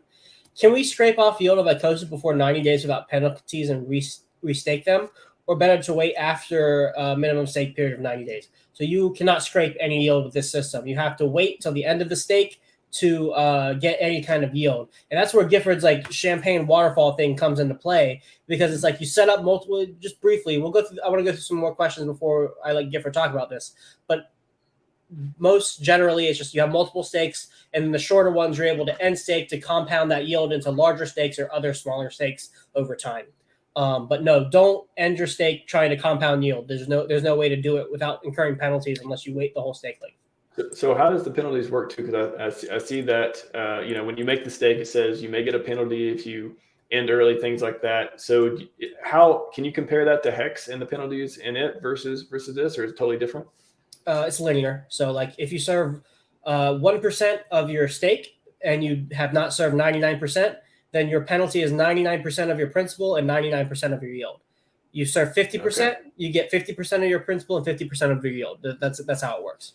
Interesting. Okay. So it's not like with Hex where like that last day is where you get 50% of all your yield, right? Or like halfway through you get all of your principal back. Like it's a completely linear scale. And then Space had another question. It's like, how much does gas fee to add to yield ICOSA or stake? Have you guys done that function yet? I don't know how much. Yeah. To add. Yeah, to add. I haven't ran the function, but I imagine if it's just a couple bucks, is it some like expensive function, or is it just like a $2 or $3 deal? It's probably a couple bucks. A couple bucks, especially. I don't know if you guys saw the gas prices today. I don't know if it was just me playing around, but I mean, I was super stoked. It was so low. I was like $5 away, and I was like, "Oh yeah, I'm gonna push some buttons today." Yep. Push all the buttons. Yeah. What happens if the SA wins the bid on every HSI for these 90 days? Moves to Russia, sir. Well, we got rugged, my friend Hexmole. That's what happened. All right, Lex P. Does the ICOSA and hdrn yield show on the app? Is that the number including the bonuses, or is it the baseline yield and that bonus that will be applied at the end? Yeah, you got it right at the end. It's the yield that you get based on how much is accrued. That 15%, 20%, whatever is from that number, and you only get it at the end. It's not like the yield that you have already calculates that. Let's see. Go ahead, Max. I was just gonna. I have all these questions. I'm trying not to ask the ones I want to ask Alex on Friday. But I did want to ask about the after this question about a question on WhatsApp. If you top up your hdrn stakes, can it shift your minimum days up or down? Yes, it could potentially do both. So that's actually a strategy that a lot of us have been talking about. So like as this, like say more hdrn gets minted over time, and like your position goes from like a dolphin to a squid, then you are serving a longer stake length than what your staker class would necessitate you to. And so, but that number is calculated every time you stake or add to a stake. So if you see that it's gone down and you add like 1 hedron or like 10 hedron or whatever, then you're going to lower your minimum stake length because of that. But it also works the opposite way. If you go from a squid to a dolphin and then you add more, then your stake length goes up. Keep this in mind. Say like you have like a 90-day stake length and then it's going to go to 30, but you're on day 89. Like you might as well just wait and end your stake if you want to, because if you reset it, it goes to day 0. So then you have to wait 30 days. So it is possible to get a lower minimum stake length, but then have to wait longer than you would if you didn't. So that's just something to keep in mind. But if you're trying to just compound points and keep your old share rate and you don't have any intention of ending it, like go ahead, like add all day. Like who cares, right? Yeah, and I think the inverse function that can happen, I think that's the most exciting thing, right? Because it's like, say, especially in ICOSA, right? Say you have a staking pool, or when you first staked, you're a whale, right? Mm-hmm. And then at some point, say somebody like the SA comes in and provides liquidity and mints a bunch of ICOSA, right? Yeah. And now it's like they minted the ICOSA. Oh wait, do I have it backwards? We'll keep going. Let me think for a second. Okay, I have it backwards. So say you have a shark stake, right? Mm-hmm. You're a shark. And then a bunch of ICOSA gets burnt, and it bumps you to a whale, right? So then now it doesn't reset your stake length because you don't add anything. But say it's that way when you go to end, you will actually get the 20% whale bonus, even though you've only served the shark time. Yep. And so here's like a strategy I talked with. I think it was on a cryptographic stream. I was on somebody's stream. But there's a way you could gamify this if the opportunity presents itself. So say like you stake at the beginning of ICOSA and you just happen to be a whale because the liquid supply is so low. But then like you said, like the SA or OA or something like mints a bunch of ICOSA to like provide liquidity or even to stake it. It doesn't matter. It mints a bunch, and at some specific time, the supply inflates really high. So now maybe that whale position, because they did so much, is like a turtle. So you'd only have a 30-day period. So then you add to your stake. So now that your stake has become a 30-day stake. Now, if that entity that takes all that stakes it, well, then all of that stuff goes off the market and you're back at a whale position relative to what ICOSA exists. So at the end of that 30 days, you would then get a whale bonus by just adding that stake in again and then unstaking at the appropriate time. And you can time that. So like say your minimum stake length is over and then you're just waiting for a bunch of the supply to get staked. And then that's when you do it. Like you just wait until your bonus increases if like you're on the edge of that like of each staker class. So like there's like some gamification mechanisms like time to get bonuses too if you really want. It's wild. That would be so wild. There's a Lex P. So is there a simple calculator where you can input your hdrn and ICOSA stake numbers and tells your current position based on updated daily numbers of the system? Isn't that on the app? Like your points, it's like the total number of points in the system, and then it gives you your points, right? Or your percentage of the pool. So yeah, I think that's percentage on the app. of pool. Yeah. Yeah. So I think that's the number you're looking for. If there are other numbers you want to calculate, go into the ICOSA Telegram, type in !calc, and a big Google spreadsheet will pop up. Yeah, one thing I asked Alex too that I wish the Hex app had on there, it was a way to calculate your mercy and stake, like how much you're going to lose and stuff like that, because that's something that GoToHex.com doesn't have. I know a lot of people would like to use that. You should keep your promises, but in case you don't need, you can't sometimes, it'd be nice to, when you click the button, it's not just confirm, it's like, and here's the data, here's what you're going to lose. Are you okay with this? That kind of thing. Because most people don't even know where to find that. And there were a couple of sites that used to calculate it, but I think they're down now. So actually, I'm not even sure where to find it anymore. Yeah. You guys know where to find the calculator for that? Lots of other calculators.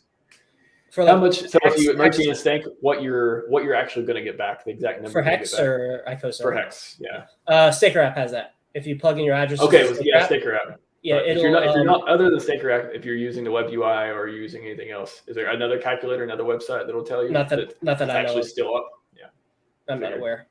Don't gatekeep Staker app. Make it open source. It's in their best interest to keep it in Staker app. I understand. Sounds like you got a little gripe there, Max. Just kidding. How do we gatekeeping? Okay. How do we determine how much hdrn ICOSA we need to stake to receive the percent of the bonuses? So just go to Etherscan to the contract address and then click like the token, and then it'll have like max supply, and then like a whale is 1%, a shark is 0.1%, a dolphin is 0.01, and like just like divide by 10. So just like do that math, and then you'll see exactly how much you need at that given time. So I had a scenario question. So you got 10K, and your brand 10K, $10,000. US dollars, USD, that thing. And you're new to the ecosystem and you wanted to do Hedron, ICOSA, WATSA. What how would you split it up? What would be a strategic way to do it today? Kiffer, you want to go first? I'd probably put it all in WATSA. All in WATSA. Yeah. You're minting. Okay, so if you're minting all WATSA NFTs, how many? One? More than one? What would you do? Ratios?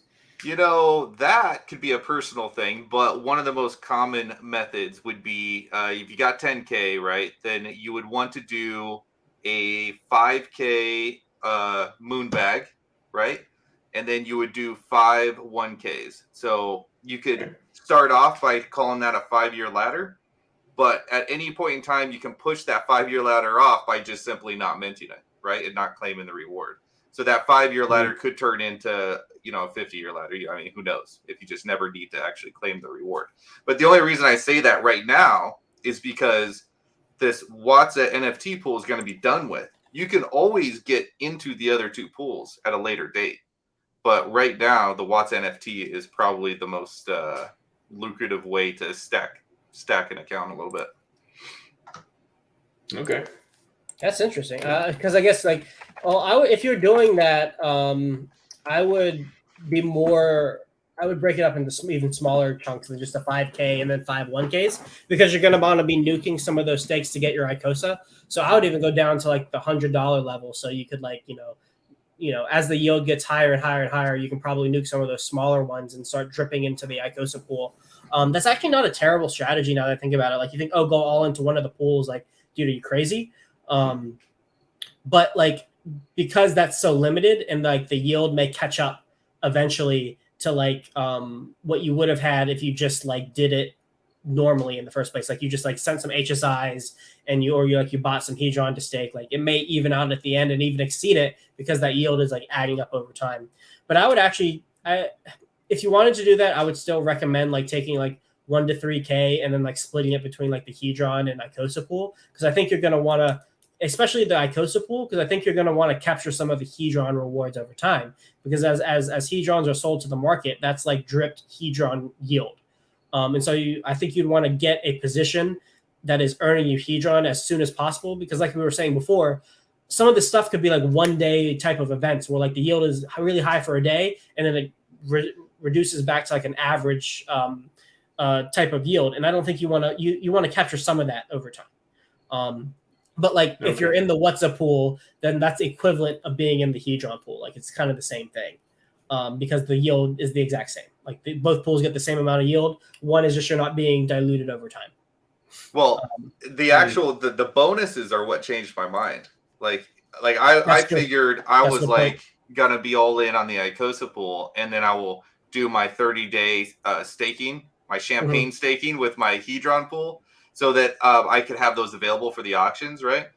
But I didn't. I don't know why it didn't click that we'd be seeing that massive yield in the ICOSA pool because of all the bonuses that were sold to the HSI. So you're not only are you going to actually get more yield in the WhatsApp NFT pool than the Hedron pool, but it also will time out, and then there will be no more WhatsApp NFTs to be made. Now at that point, your position in the pool is fixed. However, it will increase over time as people claim and burn their money printer that they got there. That's a very good point. I like that. And remember that every time that we see this 90-day shift of these auctions, those Wattses are going to get paid, going to get real paid, especially as people claim and they burn their Wattses and your portion is increasing. Like it's definitely something to not sleep on. Is the reason you should go for the ICOSA pool over the Hedron pool because it's harder to get ICOSA and there's so much Hedron out there that you're just going to get diluted? Is that the major reason, like why a lot of people advocate you stake ICOSA rather than Hedron? That's one part of it for sure. But also because you earn Hedron while doing it, right? So like the WhatsApp pool and the ICOSA and the Hedron pool, you're just earning ICOSA. But like with the ICOSA pool specifically, you're getting that amount of ICOSA too. Like it's the same amount of ICOSA given to that pool, but you're also getting like a drip of Hedron over time as well. So like, yeah. And so go ahead. No, I was just going to ask, I had one other question, which was, what happens? So for example, if you're locked up 90 days on staking Hedron, what happens when 90 days is up? Do you need to end stake? Is there any penalty for not end staking, or can you just leave it? Nope, you can leave it forever, and it'll forever accumulate yield. There is no maximum stake length. I love that. That's what I thought. I want to make sure. I love that. Yep. The only thing to keep in mind is you'll probably get diluted if it's not this doesn't apply to WhatsApp, but you're going to be diluted because other people will be adding stakes. So the flexibility of being able to end your stake anytime comes at a price of earning less yield relative to other people over time. So that's something to keep in mind, which is why Gifford's thing is really powerful. I think the champagne waterfall strategy, because you can have stakes that you're compounding with, so you're not getting diluted, but other stakes that are flexible, that you're able to like take advantage of whatever you need to, and you'll have that liquidity. Who's going to buy back their HSIs with Hedron minting? That's a good point, especially the whales, because like it's like they send their HSIs to like the pool, and then they just buy it back with the coins that they get for free, right? It's a good strategy for them, I think. Well, let's see. Guys, I got to jump off. Been a pleasure. I wish I had more time, but I got to clip up Rag's stuff, and I gotta do some family time. But like take it easy, man. Both of yours and Gifford. Hey. I might see you in a week or two, maybe. Cool. Maybe. Sounds good, man. Hey, Max, thanks for coming on, man. I really appreciate it, and I appreciate all your support. Everybody, go to Max's channel. You know, he's the big interviewer in the Hex community. Go check him out. He had a great stream with Rags today. I got to watch the second half of it, but RH Max, go check out his blog, go check out his Twitter, check out all the stuff. I'm the interview guy, as Wells called me a few months ago. You can be the interview guy. I'm like, cool, I can do that, man. I like interviewing people. Cool. All right, guys, take it easy. Yeah, man. Enjoy time with the family. Talk soon. Will do. Bye. All right, guys, we got a couple more questions, and then we will we'll call it there. How does that sound, Gifford? Sounds good. All right. Let's see. Do you know of any Wattses being sold on the market, OpenSea? I imagine there wouldn't really happen because you can just mint it. Like, why would you pay some kind of rate? I guess unless someone's like selling it for a discount, then like what it would be to buy it. But like because you can just still mint them right now, like there's no reason for there to be a discount or a premium or anything on that. So probably not. If they have, that's kind of weird. Let's see. Can we buy it? Yes, you can buy it off the market. If you use like an aggregator like matcha.xyz, it'll execute the best order for you, market order for you. So use matcha.xyz, 1inch.io, CalSwap. I've been hearing has been really popular in the community lately. It might be a good investment. I don't know, maybe. Let's see. I'll let you take this one, Gifford. I know it depends on public participation, but after the 360 days of fixed yields are depleted, do you believe we match year one guaranteed daily yields to pools, or do you see a drop and gradual build? Do I see a drop? No. Yeah. No, it's the system. Like, I think the yield is gonna be pretty fantastic in the first year. I think just because of the bootstrap, absolutely. But as this token catches on and people start market buying this, right? And people start doing the typical things that happen in crypto where they start YOLOing in, right? And they start buying off the market and starts pumping the price. Then you're going to have to see the arbitragers come in and produce more supply for the market, which is just going to send more HSIs to the auction, which is just going to cause more burned hedron and more yield. And that perpetual system that's going to be taking place is not going to go anywhere. It's just going to continually go. I mean, as long as we have any sort of healthy crypto market, there will be healthy yield.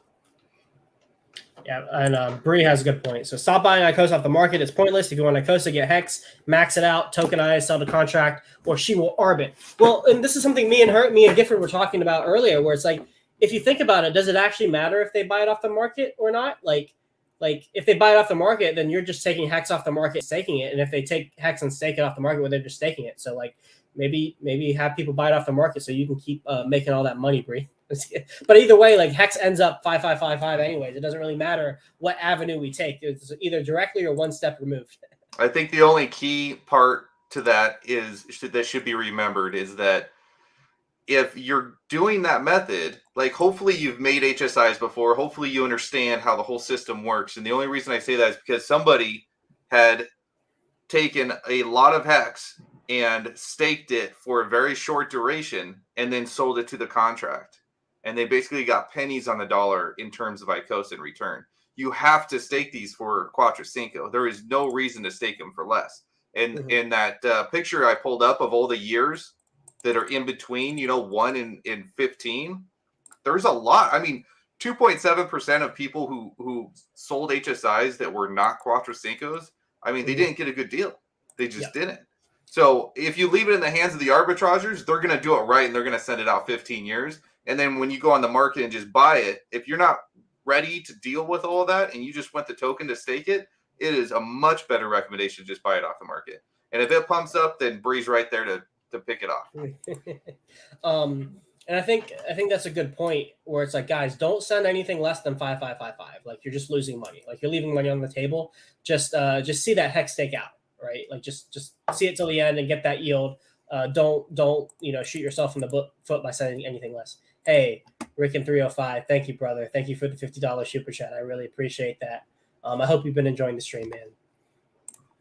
Let's see. What else do we got? Oh, CryptoNate had a question.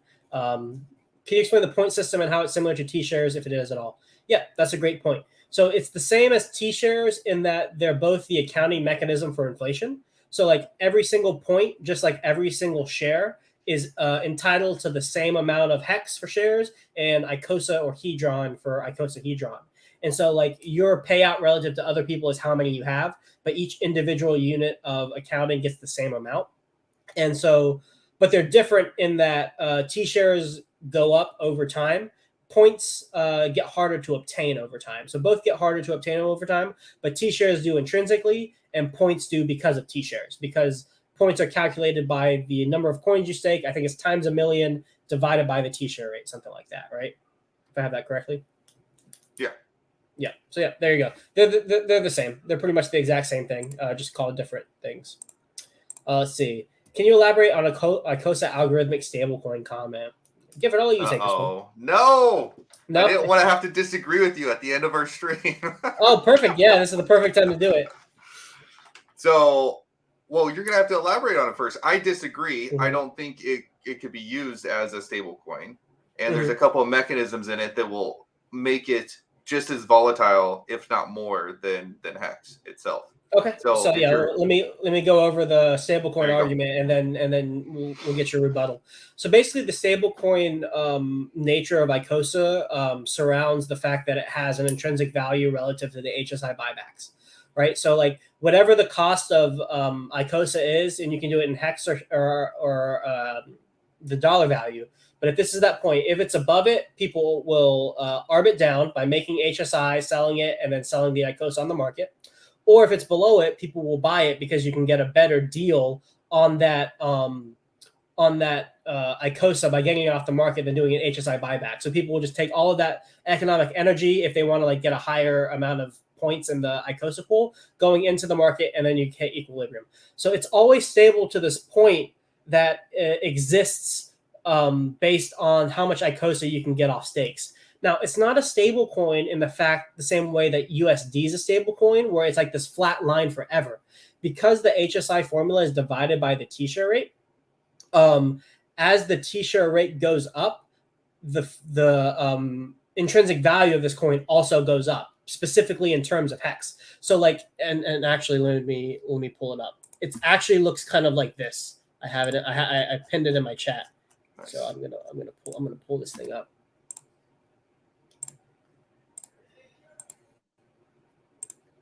Yeah, there it is. So this is the T-share rate chart, and this is essential. And then the purple is like the projected that you can calculate based on the amount of stakes that exists. And so this is essentially what the price of ICOSA. This line is that fair value price. The actual Y value will change when you put it in terms of Hex. Right now, I think it's like 32 or something like that. But essentially, this ICOSA will oscillate. Can you see my mouse? Yeah, this ICOSA will oscillate up and down this line as the T-share rate starts to ratchet up. Is essentially what's going to happen. So it's stable relative to this line, and there is going to be volatility because Hex is volatile. So as the price goes up, the price of ICOSA is going to go up because it's bonded to that to the Hex price via the HSI buyback. So there is volatility in the stable coin, but it still remains stable relative to the T-share rate and the its intrinsic value in terms of Hex. All right, that's the argument, Gifford. Go ahead. What you got? Well, I mean, I guess we agree then, because I knew what your argument was. I went ahead and said.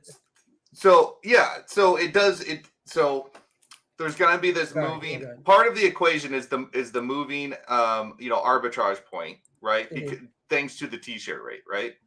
But it also gets compounded by the movement of Hex.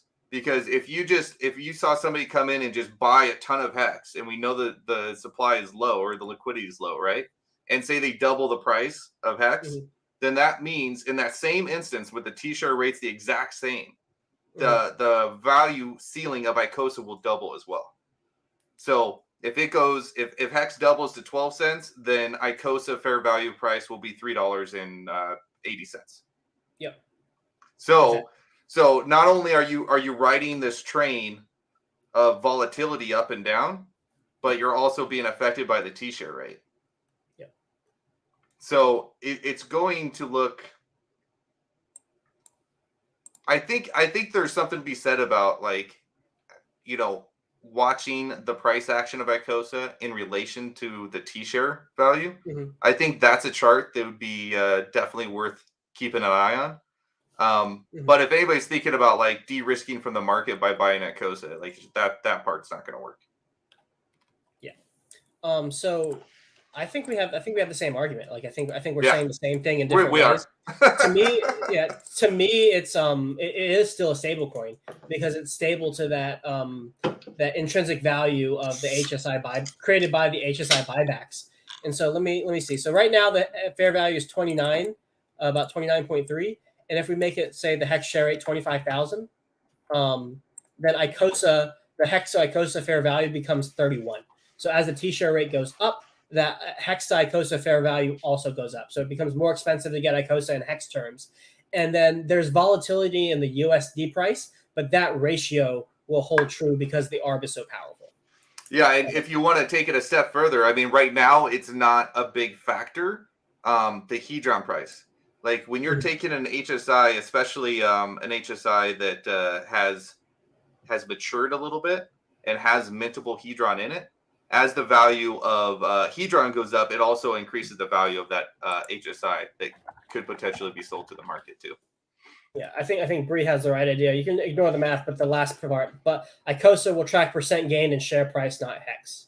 Oh, but ICOSA percent. I think if hex doubles in price, I think it might still track it, but we don't have to. Well, if you think about the arbitrage circle, just think about the arbitrage circle. If you're buying hex, first of all, you're getting half as much hex, right? Yeah. To then put into the HSI to then sell for half as much ICOSA. So it's just gonna track it by the same factor. Yeah. All right. Let's answer that one. Let's do this very last one because I'm starting to get a little tired. Me too. Yeah. Are we only able to stake either Hedron or ICOSA, not both at the same time? They're separate pools. So there's a pool for Hedron and there's a pool for ICOSA. So you can stake both at the same time. It's just not the same pool. All right, guys. Well, that is it. Thank you for hanging out with me. This was an hour 46 minutes. It was a really awesome stream. Thank you for all the super chats. Gifford, congratulations on being the very first crypto super chatter. I really appreciate it, man.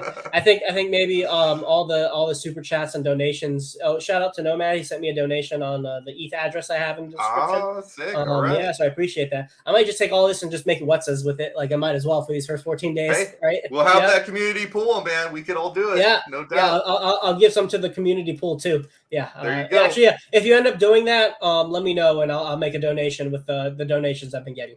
Sounds like a plan, man. Awesome. Hey, everybody, thank you so much. Crypto Sloth and Gifford out.